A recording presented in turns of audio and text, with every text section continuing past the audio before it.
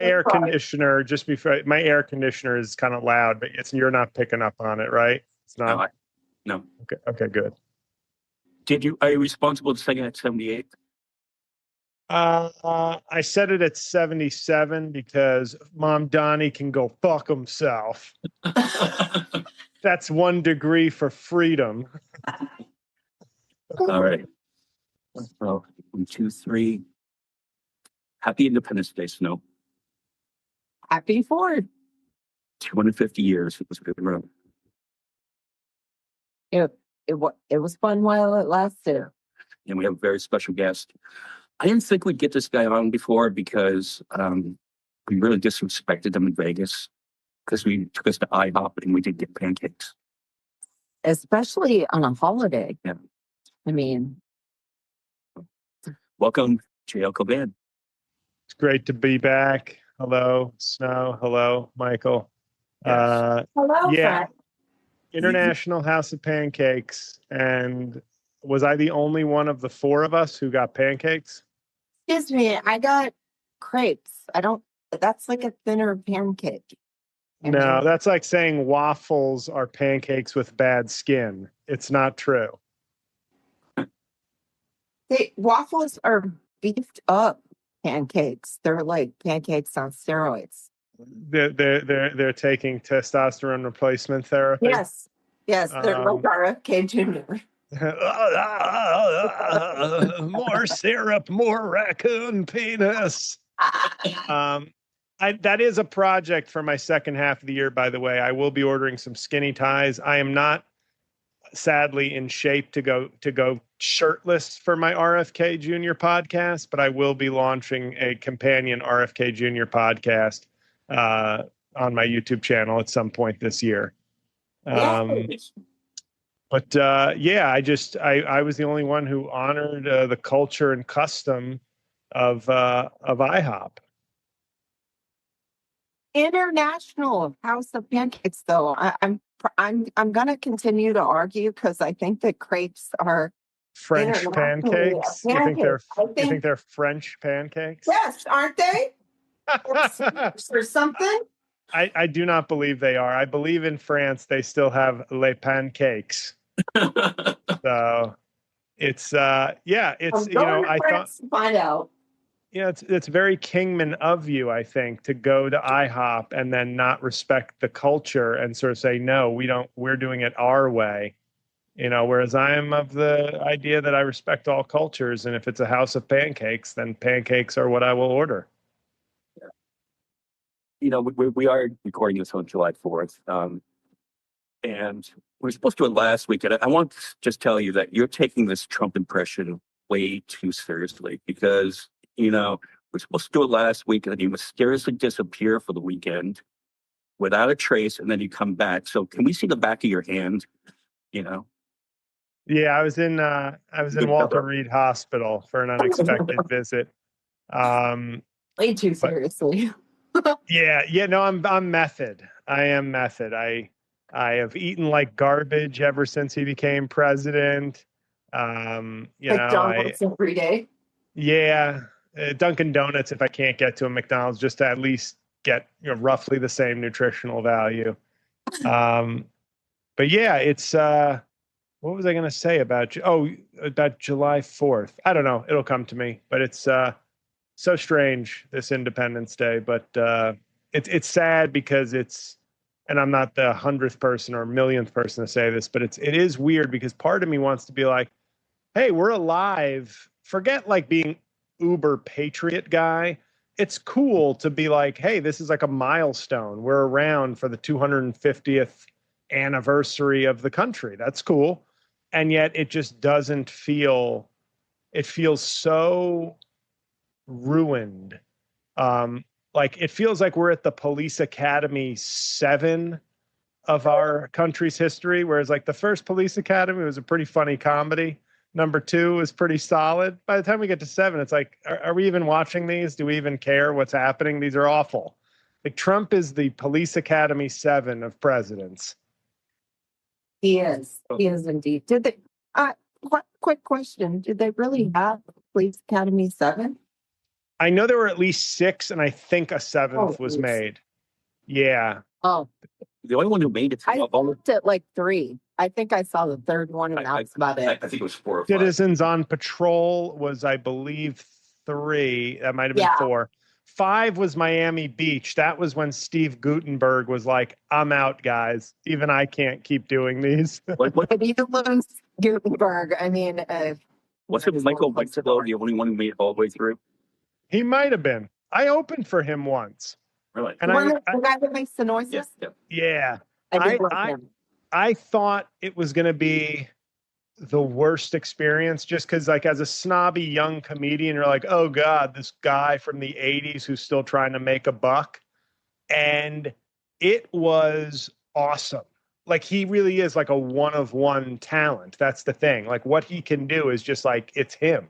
So it was actually pretty cool. He gave me this intro. They gave me an intro for him because I was emceeing the shows at a casino. And he goes, "Oh, that's too long. Let me shorten it for you and just give you the basics." What he gave me was legitimately 3 times longer than what they handed me. And literally they're playing the music for me to come on stage. And he is backstage typing with 2 fingers on a computer, finishing his much longer intro to print out and read. And I was like, you are not helping this situation at all, Mr. Winslow. But he was still just such a unique, funny act. He must have been really crushing it in the 80s, I think. When those movies were out, he was probably getting absolute top dollar for comedy clubs and theaters. So that's my very loose connection to the Police Academy saga. What year did you start stand-up comedy? June 2nd, 2003. Yeah. So it's been a long time. and it's at an anniversary. No, yeah, about a month ago. What's happening? Is she getting she looks like an air traffic controller right now. No, my headset's all screwed up. Uh-oh. That's okay. Broke her headset. I bet it wouldn't be screwed up for Brent Terhune. That's all I'm going to say. I bet everything would be working perfectly for him, or John Fugelsang, who I have started to call Jon Ossoff. Tell me if you like this one. Young John Fugelsang with CrossFit. That fits. He's a good-looking guy. Yeah, both of them are good looking. He's like Fugelsang 2.0. I feel like that's just my take. A compliment to both men. Yeah. Just to be fair, Brent Terhune sometimes doesn't answer my emails, so, Well, you know what? He's probably a guy who goes to IHOP and orders French toast. So, there's people who respect traditions and respect, the community, and there are rogue actors who don't. Or they like variety. Did you ever think about that? When I go to a diner, I order a dozen different things. But when I enter that international zone of pancakes, it's a pancake order. Sorry. Maybe I can get some respect back here. I don't ever go to a Mexican restaurant and order a hamburger. No, that's just because it's not on the menu.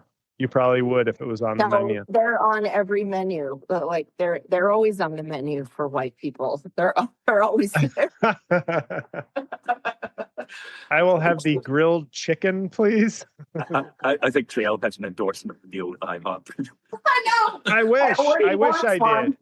I should start I can make my Instagram open to brand deals. I don't know who in God's name would want to do a brand deal with me, but if iHop came calling, I'd be like, absolutely. Oh, just do the Trump. These are the greatest pancakes ever. These are pancakes. They're flat. They used to call them flapjacks. Nobody ever knew this, and some people called them hotcakes, but we call them pancakes. And this is globalist. We don't do globalist pancakes, like George Soros, but we do international pancakes. So It'll be like USA pancakes, Patriot cakes. freedom flag. yeah, Mhm. it's yeah. But I think my main beef is that I love the pancakes at IHOP so much that I felt insulted for the restaurant, that I was with a table of, just whatever. Give me some eggs, give me some French toast, give me some crepes. Uh, I wish though, What guts? because while we were sitting there, you did the little Trump impression while we were sitting there, and this lady behind you, you'd see her. She had the Trump 2028 shirt on. Fuck your feelings. I just wish she had overheard what you were saying. I don't know. I'm torn because it's like he has dominated everything since he came on the scene. But yeah, today is just it's such a weird day. I'm not like normally the most rah type person, but I do sometimes when I see like historical milestones, like somebody my age or roughly our age. I graduated college and 4 months later, 9/11 happened. And it's been like a steady stream of like terrible news since I sort of became an adult. And so it's like when I was 7, the Challenger blew up. I'm sure there were good things, but it seems like there have been a steady stream of like really bad, huge things to happen. And the 250th, while being just kind of like a national party, not like some major thing like a man landing on the moon or something, but it does feel sad that it could have just been a cool thing, like Right. a cool thing to be alive for, to say, hey, that's a little marker of my life that I got to be here for this thing that'll be in the history books. And it just feels like such a joke with him presiding over it. It like by definition makes it less worth celebrating, because how can you celebrate fully a country that is regressing? That's moved back in terms of its values, its decency, its intelligence. Like it's almost like we're 250, but we're really like ethically and intellectually, we're more at our 150th anniversary.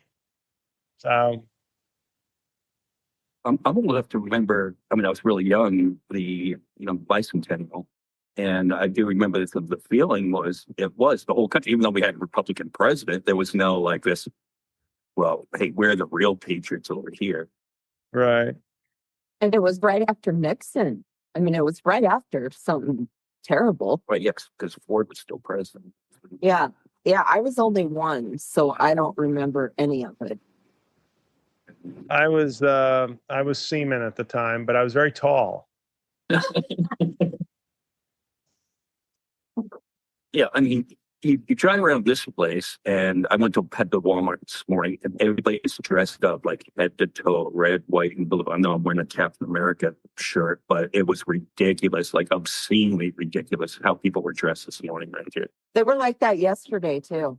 They already started on the 3rd because a lot of them had the day off. Right. So they already had like, there was like a house that had a flag that covered their whole front of their house. It was that big, like the whole entire garage. They're ready to go. I mean, I think, and you made a social media post about this morning, that it isn't necessarily unpatriotic to want better of the country. Right. Like I don't hate the United States. I love the concept of the United States of America, and big melting pot, but it just seems like half the country, or a little under half, maybe 35% actually, just wants it to be like it was then, where it's, hey, it's only freedom if you're, just as white people, Yeah. way it And feels. it's like I said, I think I just resent the fact that I don't feel as good about it as I would. And I think that is the fault of Trump and his minions, but it's also, somebody wrote to me, and I did a video on this that I posted a few hours ago. But somebody said to me, "Oh, lighten up, Buttercup, and just enjoy the Fourth like everyone else." And I thought to myself, I was like, okay, that's not the worst. He's being condescending, but there's a lot worse engagement you can get on social media than that. But I kept thinking of like not just myself, but where you're sort of like, okay, my father was Haitian, and he came to this country, for a job and for more safety. Started a family, lived here for, um, you know, over 40 years. 50? Did he make it 50 years? Over 50 years in this country. And to see, just as an example of how Trump talks about Haitians and how he is like so focused on stripping them of protection and demonizing them as people, and other groups that he has said things that are even less sort of factually based. And you sort of say, at some point, the people who claim to love America and they say it's a great country, it's a land of opportunity. Okay, agreed. But at what point can the president, not a comedian, this isn't cancel culture, how many times can a president speak against people who make up the country till you go, okay, well, if the president hates me and is making my life miserable and insulting where I come from and who I am and what I'm trying to do, why should I not look at the country and go, I don't have to be like super patriotic and happy about it? Like, if the leader of the country spends his time shitting on me and shitting on my parents or shitting on the country where my family is from and saying I don't belong here and saying I poison the blood of the country and these insane, disgusting things, this idea of like, shut up and just enjoy the day, stop complaining. I go, it's not that I'm sitting here going, I feel so attacked. I feel so, but how many times can the president do this against so many people that make up the country that you just go, I don't know, why should I be thrilled about this anniversary? Because we've hit such a low point and we have a president who, just like he doesn't respect, when people say respect the office, I go, I don't have to respect the office if the person in the office doesn't respect the office. And why should people feel super patriotic or super proud in a moment when the person chosen to lead the country has nothing but contempt and disgusting things to say about people that make up the country, and it's that disconnect of like, well, he's not going after me and he hugs the flag and he plays God Bless America, so therefore he's a patriot, like all these superficial signs of patriotism, when if you can't just listen, it's not even about putting yourself in the shoes of another person. If you can't just listen to the words that your president says about people, and you still question why some people would be angry or not feel as patriotic or not feel as connected to the country as you do, you're a fucking idiot. You're like willfully shutting your ears to the plain language that, so it's and yet when Hillary Clinton says half of the voters for Trump are deplorable, well, you heard that and made that the biggest statement of the year. So like, don't tell me you can't hear it when someone insults someone and makes them feel terrible. So I just, I can't even understand at this point that people can't make that connection. That like, this isn't just about, oh, I'm not proud of my country because I don't like Republicans. It's like, no, I'm not proud right now of the country because it elected a piece of shit who calls my, paternal ancestry poisoning the blood of the country and a shithole. And like, he says that about lots of peoples and lots of countries and lots of communities. And it's like, he's not just some guy.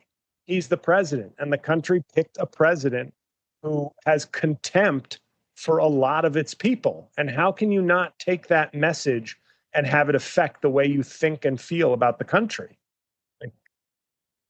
Yeah, I mean, Because they go along with it too. I Yeah. mean, they that's why they're never going to say that it's wrong or anything because they love it. I mean, we have to live around these people. Yeah. They love this shit. They believe it. Right. They It's gross. And don't get me wrong. And I'm sorry to just one last thing. Don't get me wrong. I'm not pretending like there aren't millions of sort of irredeemable Trump people. Like let God and Jesus sort out their souls. But as far as citizens and people on earth, they're just unrepentant racists and bad people and greedy or whatever their value system is. These are not people that can be reached. I'm just talking about maybe, the 5 to 10 million of Trump voters, maybe, who it's like, can you not see that what this man says has consequences for how people act and how people feel about the country? Like, he can't be the most powerful man on earth, and then his words and actions mean nothing when it suits you. When you want to say like, he just talks like he talks tough. He talks a little rough. When the president is calling your people poisoning the blood of the soil of the country, like that's not, you can't have it both ways where he's the most powerful man and you got to respect him, but also what he says when it doesn't matter. Right. I think because even the small percentage of the Trump folks who are like waking up, so to speak, they're not here in Kingman, but the only reason that they're waking up to it is because they're now being affected by the economic part of it. So they still are fine with all the other shit. Or they weren't fine with it, or I mean. Oh, one of the most depressing things to me was just how much changed when gas prices went up. Yeah. I was like, wait a second. Right. All this shit. And even a war, even if the war had not affected gas prices, I don't think there'd be as many people going, no, this isn't right. I said no wars. Like, the idea that gas prices was the red line after everything was sort of disheartening, because it means that no hearts have been changed, no values have been changed. It's just like, this is affecting me in a very consequential day-to-day way. Like, when I have to fill up my gas tank, I'm very mad. When you take away rights from gay or trans people, I don't care. When you demonize Black women, call them all low IQ, when you steal billions of dollars, when you like, none of it mattered, but my gas tank is, so it just means that, like you said, so it's not changing any, like nobody's mind or heart seems to be changing. It's just like, oh, I have to pay more for my car. No, now I have to move. Now I'm done with Trump, or now I'm angry at Trump. Yeah, they don't care. But if it came down to it in 2028, if he did run again, they would still vote for him. They need to learn about the United States. I hate, this is like the laziest excuse to make, but they are fucking stupid. They're stupid. They don't know how the country's supposed to work. They don't know what the country stands for. They don't even know what the fucking Statue of Liberty stands for. They don't get any of that. They don't know the meaning behind those things. Right. Yeah. They think, I've said this before, but it's, you either believe America is a sort of set of ideas and principles where it doesn't matter what you look like, who your parents are, you have an opportunity and you can be an American and you can chase the American dream. And they believe that when it's like white people struggling, they believe that the American dream is not being fulfilled, whether it's opioid addiction or closing factories. And I'm not dismissing any of that stuff, but whether it's crack or joblessness or anything else, when it affects other communities that don't look like them, they don't view them as American. Like they may know and say, yes, they're American, but they're not. I'm a real American. Like I'm a white guy who worked in a factory. I'm a real American. These other people, yes, they're American, kind of in a way, different from me, but I'm kind of tier one American. And I think if you put people up to a lie detector test, that's kind of how a lot of people I think would feel about being American, that it's a land of opportunity and ideals that need to be fulfilled for me. But when I think of an American, I actually only think of really people who look like me or have the similar experience as me. That's why it was so easy to otherize Barack Obama. He had this weird name, and his father was from Africa. And that he's a Christian? No, it doesn't matter if he goes to a church. It's like you literally got his pastor canceled and yet still didn't believe he went to church. How do those two things work? He had a pastor at a church who was too radical, but he was also a Muslim secretly attending mosques and madrasas. And like they could compute, those two things could exist in their minds because he was so different and so unlike what they thought of when they thought of an American and when they thought of a president.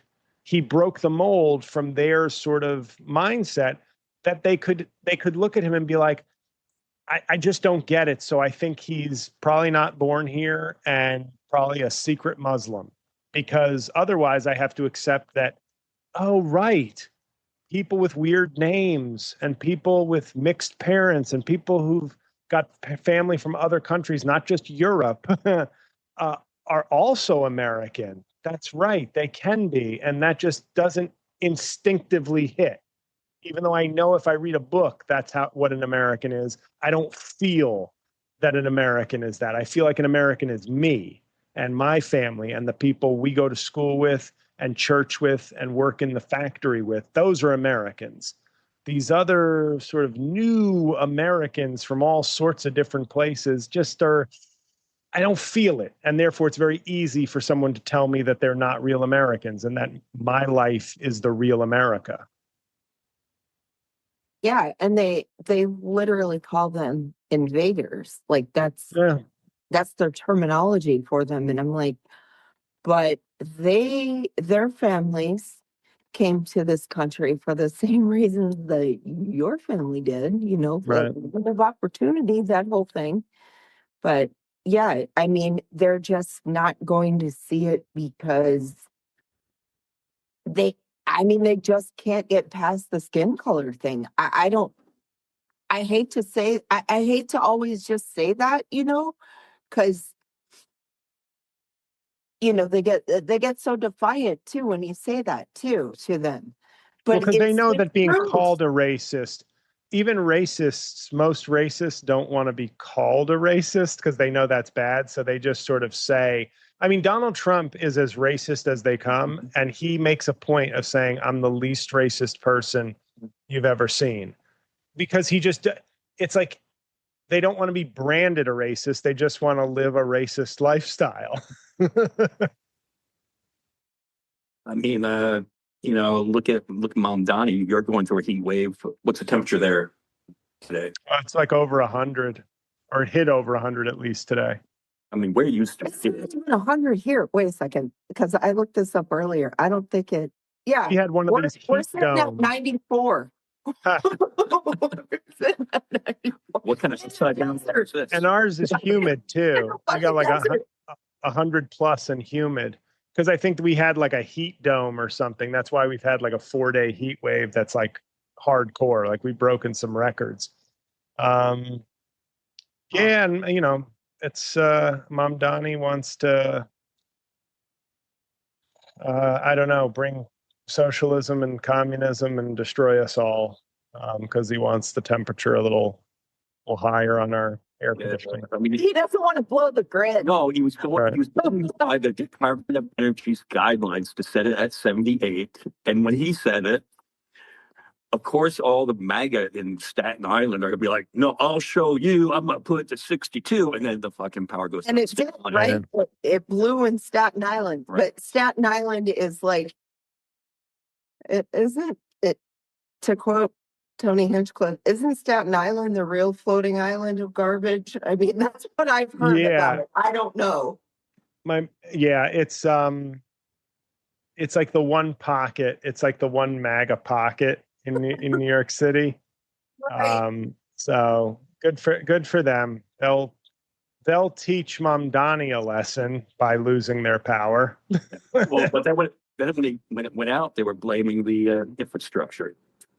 It's Mamdani's fault. He didn't fix this in 5 months. Wait a second. I have another. Because Phoenix mayor is not obviously the mayor of Kingman. Does Staten Island have their own mayor, or are they technically considered New York City? Oh, no, they're part of New York City. Okay. So I didn't know Mamdani if is they their were, mayor. like, Yeah, it's kind of like, so he is their mayor also. Yes. Yeah. Okay. he is the mayor of all boroughs. Okay. Yeah, All right. Bronx, Brooklyn, Queens, Manhattan, and Staten Island. That's your 5 parts of New York City. Okay. Yeah, it's it's just so I just can't believe we're at this late stage of America, and this guy still has this like devoted following who can see no wrong in what he does. And they'll say things like the infrastructure, the grid, and it's like, yes, all things Democrats have either passed laws on or have tried to upgrade, and Republicans stand in the way. And then you have Trump canceling wind and solar projects and funding and subsidies for wind and solar. Like everything he does is like designed to exacerbate the problems that both right and left complain about, but the right is unwilling to stop sucking at the teat of Trump's man boob. It's pathetic. And you would think that the whole, like, the shit with the Epstein files, I mean, that's why that's my biggest reason where I'm like, I don't even want to speak to any of them anymore. Honestly, Yeah. I'm like, if you guys are at the point where you are fucking defending pedophilia, but only in that instance, like, they will sit there and still talk shit about other, like, low life pedophiles. And I'm like, who the fuck did you vote for? Who did you vote for? Like, I don't want to hear you complaining about, like, yeah, we all know, like, pedophiles are bad, but I don't want to hear it coming from your mouth when you voted for one 3 fucking times. Yeah. It's I don't know. I think they've buried that story in their minds. Like that story no longer exists. And Trump, to his credit, his like kind of animal instinct, he just kept fighting it and fighting it and fighting it. And now his supporters don't care. And I heard on like a month ago on the New York Times podcast, the guy from Kentucky, Thomas Massey, who just lost his primary, he was one of the only Republicans basically being like, I'm against the Iran war and I want the Epstein files released. And that was enough. That was enough for him to lose his seat. And at a town hall, they had audio from a town hall of his, and a person was actually saying Donald Trump must have a good reason to be keeping the Epstein files under wraps. And instead of saying, right, that's the obvious answer is yes, you're almost there, sir. He definitely has a great reason to hide them. But this guy was sidestepping that and going, maybe he's using it as leverage in a negotiation, or he's gathering evidence to go after all these people, so he doesn't want it released yet. Like that's how far they're willing to go to excuse him, because these are people who can't. I don't think they could emotionally or intellectually cope with it if video came out of Trump raping teen girls. Okay, just worst of the worst. Let's just say that comes out. The only thing they will say is deep fake. It's fake. It's AI. Because they cannot accept that they've been so duped, and they have empowered such an awful human being after all the work they've done, compromising themselves and making themselves his willing accomplices in shitting on America and tearing so much down. They cannot accept that, like, the truth. They are incapable now of dealing with the truth, I think, because half of them will want to jump off bridges if they actually believe or mean anything of what they say, and maybe they don't. But imagine you think Donald Trump, I voted for Donald Trump because he's going to make our economy great. He's going to go after pedophile rings, and he's going to make America great again. And then after 12 years of the Trump experience, our country is in the shitter. He's raping kids, and our economy stinks. You know, like, or our job market stinks, or AI's taken over everything. How do you deal with that when you thought you were picking a savior and all you did was give power to the worst of us? Yeah. So they cannot deal with it. They cannot, even if there's any goodness left in some of these people, they cannot deal with the fact of what they've done. So facts, they will, until their dying breath, I think, just evade the truth. They'll say it's AI. They'll say it's deep state. They'll say it's a deep fake, whatever they have to do to avoid kind of dealing with the actual truth. What do you think the best way to combat that is because you see these Democratic socialists all over winning their primaries, but then, you know, it's going to just embolden the other side to think like, oh, well, you just want communism, you know, yeah, wants communism. Well, I think when I look at somebody like Mamdani, who I don't agree on everything with, and I think some of his political tactics have been gross in terms of how he handled at least one of the primaries in New York, like gave a guy his word he wasn't going to back him, wasn't going to back a challenger, went back on his word and backed a woman named Chevalier in the Bronx, who is the one candidate to me that stands out as like a really bad choice. Like, she is the Fox News parody that they're always trying to sell. Right. She's actually that. She is we should abolish prisons. No one should be deported. She said, fuck Kamala Harris in 2024 when she was running, and said that Joe Biden is a rapist. This is somebody on the extreme of the left. I don't think it's helpful locally or nationally to elect somebody like that and to endorse someone like that over a sort of fairly progressive, experienced person in terms of that primary. Overall, I'm honestly, there is a smugness sometimes to the sort of progressive wing, and I always will listen to a progressive who votes blue. I have less tolerance for I'm going to sit this one out because you didn't pick my candidate, so I'm going to sit out. I don't like to talk to those people. I don't like to listen to those people, but there are plenty of progressives who hold their nose, so to speak, and vote for a candidate they don't want because they understand what the other side is. But there is an element to the Democrat, even though, you know, we didn't want to, we did. Right. There is an element to some of the Democratic Socialist kind of group that is I'm sitting this one out unless you pick my candidate, and I don't want. But there are plenty that, you know, they fight their fight, and if they lose, they vote for the Democrat later. But I'm all for whatever works in whatever district, and I'm all for moving leftward. But I don't want to say I'm unique, but I am somebody who is all for progressive policies, but I'm also all for pragmatic Democrats as well. Like, if you're not a Medicare for all, you know, stay home and not vote for Kamala person, like that ain't me. But I think there are a lot of places in this country, and if a more progressive person can get in, great. But if some of these progressives lose their general, and I think a little bit of this is overstated in terms of like some of these Bronx and Manhattan wins where it's like it's a left-wing area anyway. But if a Graham Plattner loses, you know, will the progressive left admit the L, or will they just say the main voters are stupid? You know what I mean? But if a centrist Democrat loses, oh, it's because they're a centrist scumbag. The Maine voters, kind of. I mean, look at how long Susan Collins has been in there. No, but I think that's the nature of the state being a sort of 50-50 kind of state. And she's, like her or not, she is obviously more moderate than the MAGA strain right now.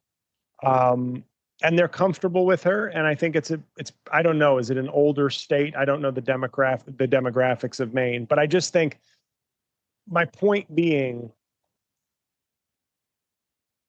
I already see it with a buddy of mine on social media where he's already kind of downplaying Graham Plattner. Like he literally argued with me months ago about how good Graham Plattner was and how I need to stop like being a corporate Dem shill. But he's already starting to talk about Graham Plattner as like, well, he did it, he did energize people, but I don't think he's the greatest candidate. Like he's already backing away. And I've seen him start to already blame the voters of Maine before the election has even taken place.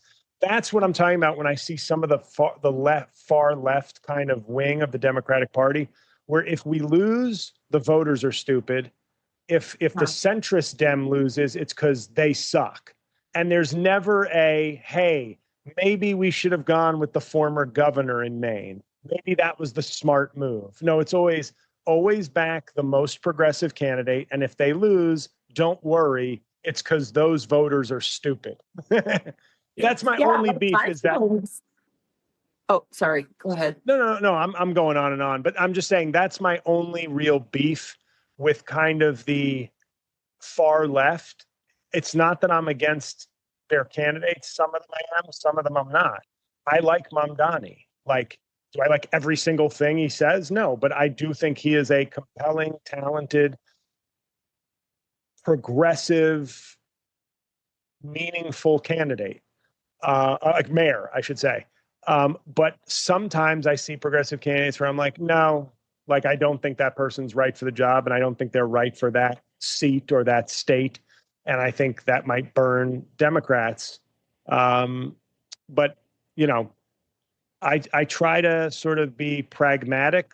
I think I am a progressive. I may not be the most progressive person, but I think I am definitely a progressive person. But numbers are sort of what matters. And if Graham Plattner wins, wonderful. If he loses, it'd be nice if some far left people could admit that they're not always 100% right. I mean, like, look at all the stuff in the Supreme Court this week. Wait, I wanted to talk really quick though about the about like candidates. Okay, because Graham Plattner doesn't have totally favorable stuff in his past, and like the woman that I don't want to get her name wrong. How do you say it? The Chauvet? Oh, Chevalier. Chevalier. Okay. So the things that have come out about her too, like I'm not trying to make excuses for anyone, but like, could she have made some of those posts about, I don't agree with her on abolishing prisons and, abolishing the police either. But I mean, I've also like, could she have made statements like that because she was angry at the time? Like when we all had to watch George Floyd be murdered Of course. on camera, and people reacted in a way, But these are just not to cut you people. off, but these are statements that she like stands by today. These are not, she's deleted some things, but she also attended an anti-Israel protest on October 8th, 2023, which is one of those things where you go, and hey, free speech. And if you are that forcefully angry at Israel, that's your right as an American to protest and speak whenever you want to speak. I'm saying, though, for a party trying to win over voters, you hand Fox News a gift by Mamdani endorsing her, I think was like a test of his own ego and power. Like how strong are my endorsements?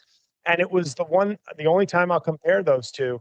It was a little Trumpian, I thought, because it was not so much that it was the smart move, but it was the power move. It was like, I can get in here and get another Democratic Socialist of America elected by the strength of my endorsement. And looking at that race in particular, where you have the leader of the Congressional Hispanic Caucus, somebody with some tenure, somebody who is a progressive, somebody who endorsed you for mayor, by swinging that, is that a smart move or is that just a power move? And I think it's one race. It's not the whole thing, but it's, if you thought AOC was like who they were chanting and making a big deal of on Fox before, this woman will be their poster child and it's true.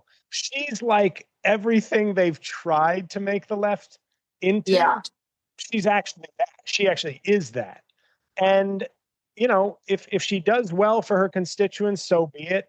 But that's an example of maybe you don't have to back her, Mamdani, in terms of the smart move. What's good for the party? You don't have to always look at it that way. Obviously, he has a more progressive vision, but that was just one that struck me as very short-sighted. So I appreciate you saying that though, because I didn't know that much about her. So yeah, when you explain it like that, yeah, you're exactly right about the that going about it the Trump way.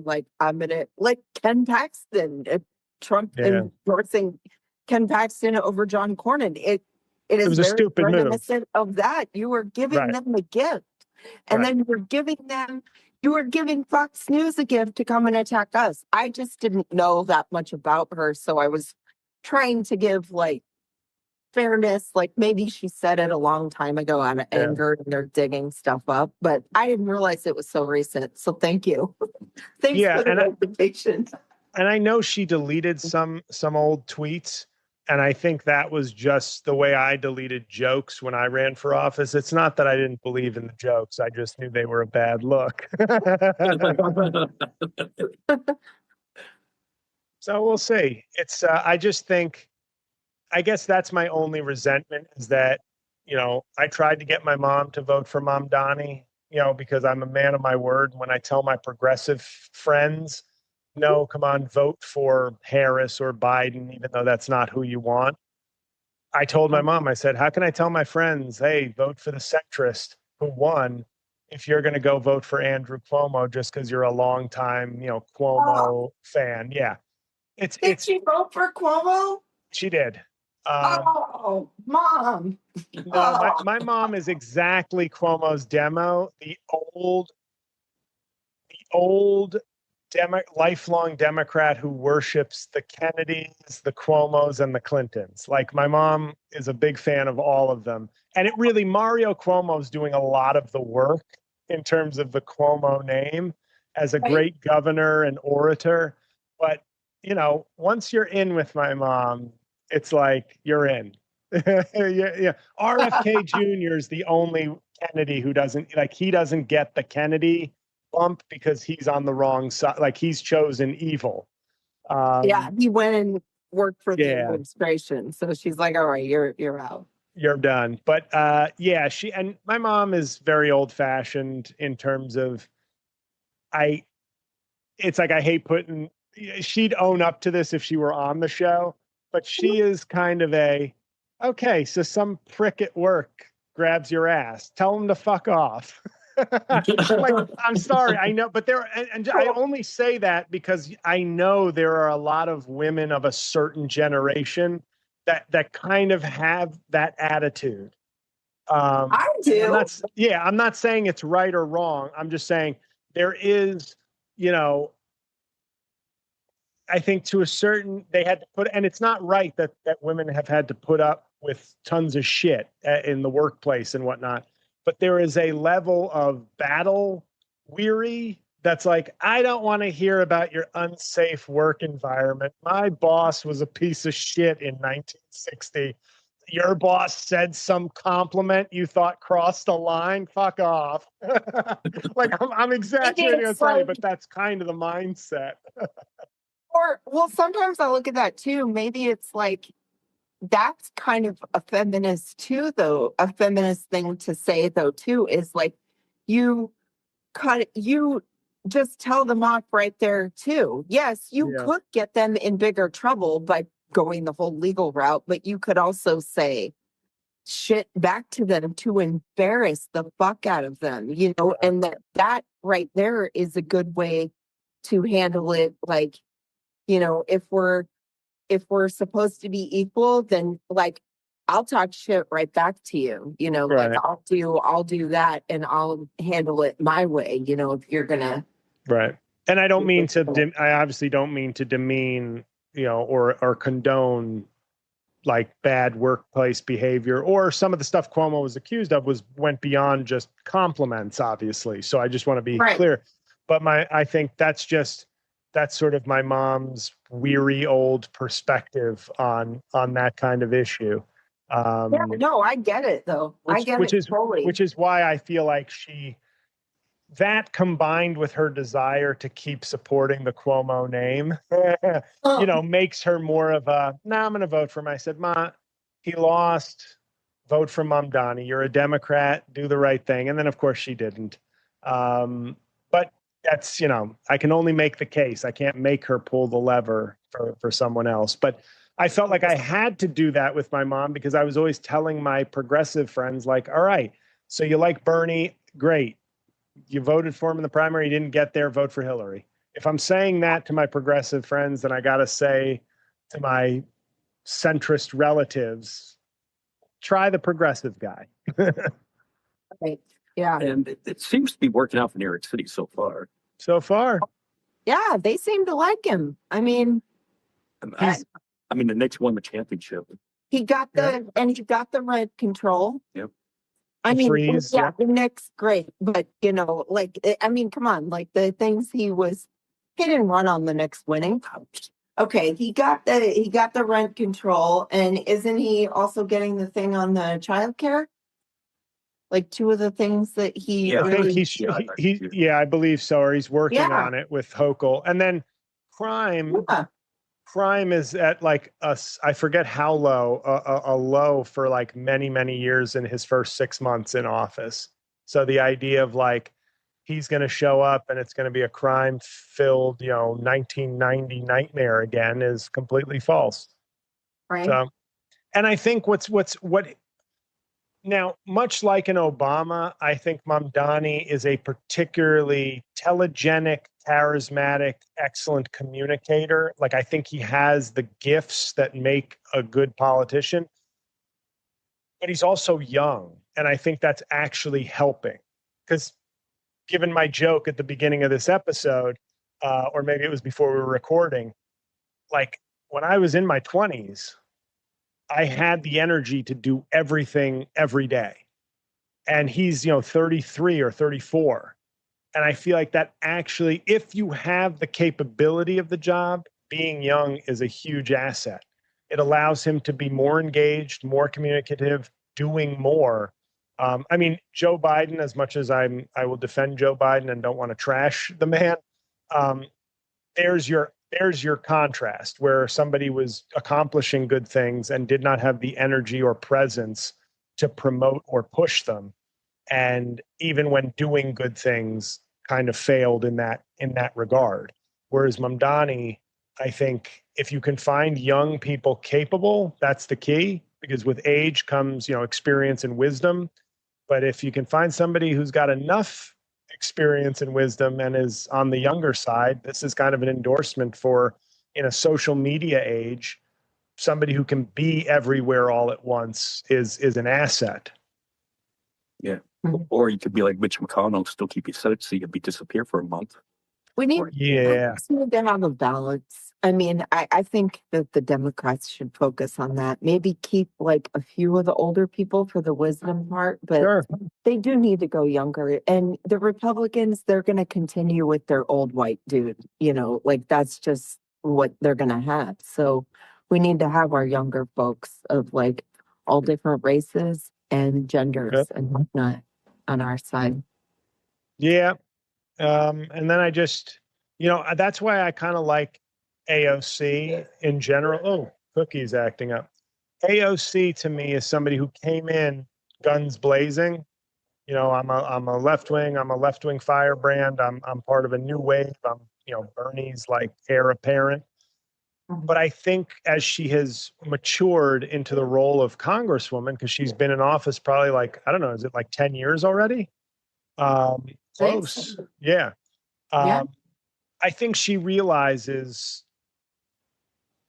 that it's not just about slogans and screaming and making yourself known, but that you've got to work the game a little bit too. And you've got to, and I think that's a good thing, to see somebody who's, you know, clearly progressive, but has matured into more of a, okay, but we've got to pick our spots. We've got to make coalitions. We've, you know, got to build instead of just attack each other. I see her, you know, a little bit more in a mold of somebody who could be a leader, and bring some people together, you know, versus how she was maybe when she first got in, which would have been somebody a little more divisive. That's not to say she's selling out, but I think her skills and her experience, she, you know, it's a good thing. To, you know, getting elected or winning a primary may be all about sort of passion and slogans, but you know, if you really want to get things done, you've got to learn, you know, how to build coalitions. Mhm. I hope she this is just a wish for me, but I kind of hope she takes over for Chuck Schumer. That's what I'm hoping too. Some people are talking about her and for like running for president, and I think if she No, learned so- if she learned from watching Nancy Pelosi, Mhm. there's other ways to power besides just running for president. There's other ways to be substantial and significant other than just president. And I think, you know, Chuck Schumer, I know he's the boogeyman for everybody and people are shitting on him like he never did anything good.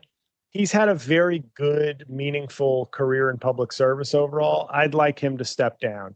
And you know, show gets, I don't want to say, I don't want to once again draw a contrast to Joe Biden. I don't want this to be like I'm kicking Joe Biden while he's down, but don't do the Joe Biden thing. Like step out, let her take over, you know, let that be a bridge and let AOC gracefully take the reins from him, give him his flowers, so to speak. And then, you know, you inject some more youthful progressive energy into the leadership, or, you know, so we'll see. I mean, maybe she wouldn't be elected leader of the Senate, to be honest, but by taking over for him, No. you know, it Yeah. would just be Yeah. moving up the chain. Chris I just Murphy like is to see probably her going to as be, senator. yeah. I feel like For- Chris Murphy, that's my prediction from Connecticut, Yeah. would be the next leader. She just it's just Chuck Energy doesn't have or Chuck Energy. Chuck Schumer doesn't have like the energy Yeah. that AOC has, the good energy, you know, like that, and they need that. I mean, yeah. Chris Murphy would be good though. As the I like him. You know, we're running short on time here. So, while I got you on, I have to admit, and I hate to say this, that you were right. The bear jumped the shark. Yeah. I'm going to tell you right now, because I like you, it doesn't give me pleasure to gloat, so I'm not going to gloat. But for me, The Bear season 2 was where it peaked. And I was never as big a fan of the Seven Fishes episode that everybody was going crazy over. I loved Forks. I thought Forks was the best episode of the show. That was the one where the cousin is learning how to be like a maitre d'. Yeah. That episode. Yep. And then I loved the one with Will Poulter and the pastry chef in season 2 as well, where he sends his pastry chef to Will Poulter to learn how to be like a top tier pastry chef. I love those episodes. I thought season 2, while not perfect, had the high points were extremely high. So I was still into the show. And then the way I describe it is by season 3 and 4, it reminded me of the scene in American Psycho with Christian Bale, where he's having sex but he's flexing, staring at himself in the mirror. I felt like the bear had become deeply in love with itself and very self-aware of like, oh, look how good, look how intense we are. Look how good our show is. Look how awesome we are. And I will not be watching the 5th season. I gave up on it. I don't care how it ends. You know what? You know what ruined it for me though is the pit is what ruined it for me because you had that intense, stress-filled day, and the new season opens up with that. It's that exact thing. Like this stressful thing happens, but I'm like, you're a restaurant. It's not like we're dead. You're Personally, either killing or saving people. you wagger didn't show up. Oh, Yeah. oh no, we're gonna have to make something else. Like no, right. but they tried to make the drama of the first few episodes on that level as the pit. I'm like, no, it's just not working, man. Right. Yeah, it's I don't want to say I went too hard on the show, but I never fell in love with it the way people did. And then there was the extra element of me just being annoyed at it winning comedy awards. That was just the comedian in me being frustrated. I did have that because I always like, well, yeah, it's got funny moments, much like the pit also does. Yeah. But I'm like, this isn't comedy. No. So yeah, I didn't find it funny one bit whenever he yelled at the guy for playing the greatest Bob Seger song of all time, Still the Same. He got all pissed off at that guy and he's like yelling at him for playing it on the endless repeat. I'm like, fuck you. Fuck you. That is the greatest Bob Seger song. It is a good one. All right, I know you don't do Rain on the Parade anymore, and you used to review comedy specials. Do you have any that you've watched lately that are good? Oh, what did I watch? What did I see? Because I haven't been watching as many. Don't say Louis C.K. That one sucked. Yeah, no, I didn't watch it. At the end. Only good at the dating part. 13 years ago, I went viral for the first time with my Louis C.K. parody special. Louis C.K. tells the classics. And I've never been a big fan of Louis C.K. And at the time, it made me an outlier in the comedy world. People are like, why are you such a hater? I'm like, if you like him, that's great. I don't get it. I don't get why he's the guy. It wasn't that I don't think he's like has some talent. It was just he was like the guy. He had been anointed like for like a 5-year stretch. Every comedian was like, oh, Louis, he's the guy. And I was like, why isn't Bill Burr the guy? I enjoy Bill Burr so much more than Louis C.K. Why do I have to sit here and just kind of cede the throne to Louis C.K. because every comic is on his dick? So I've never just been that big a fan of his. I'm not gonna say he stinks. I just was like, he wasn't my guy. I just was like, he's all right, I guess. But I mean, a few months ago, I watched Nikki Glazer's new one on Hulu. I watched Wanda Sykes fairly recently on Netflix, and it was pretty good. She's yeah, I like that.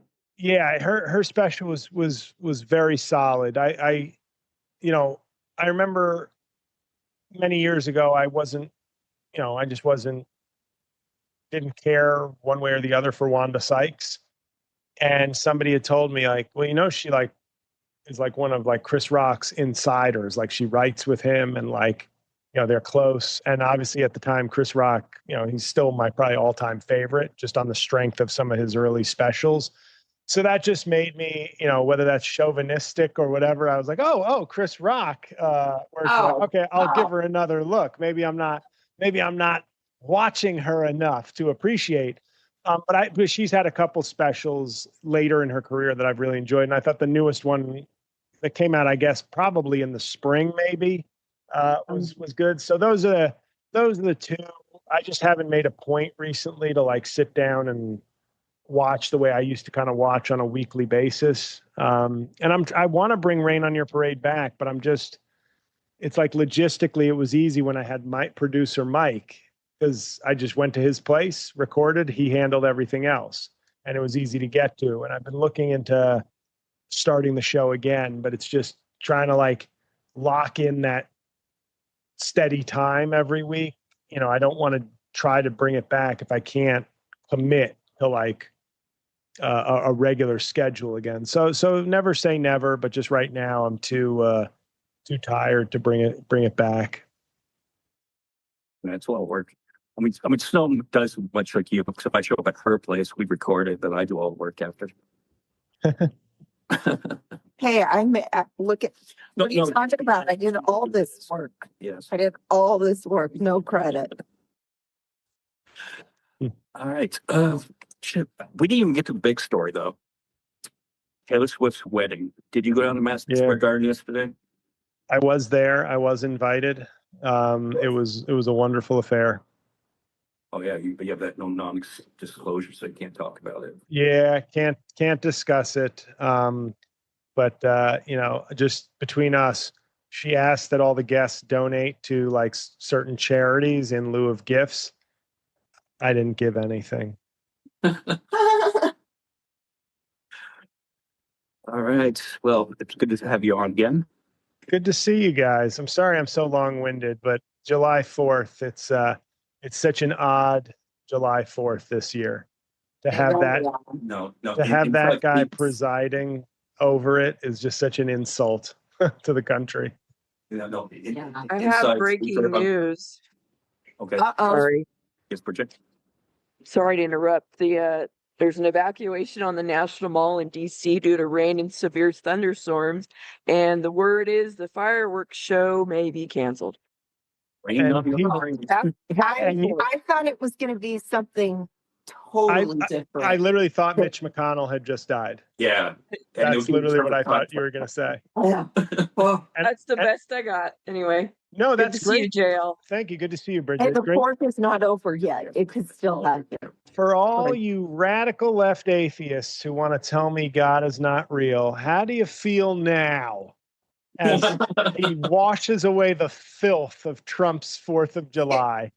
We're not atheists. We're agnostics. Okay? I'm just speaking. I'm speaking to your broader audience of radical left activists and kingmen and beyond. Hey, you know, Christian audience, lefties. We do. Aside from just yourself. But you need to keep on, your political career. You need to keep on running for office, because look at you. We just mentioned rain on your parade, and look what just happened. Right. Thank you. A parade got rained on. I'm powerful. I am. People ask me if I'm running for anything else, and I'm just like, well, I'm 0 for 2 so far, so I have to wait till next season to start losing again. I don't get it. All right, well, JL, thanks for coming back, and absolutely, we'll talk to you again in the near future. But it was good to see you. Can you hang on for just 1 minute after we stop this? Yeah. Okay. Yeah.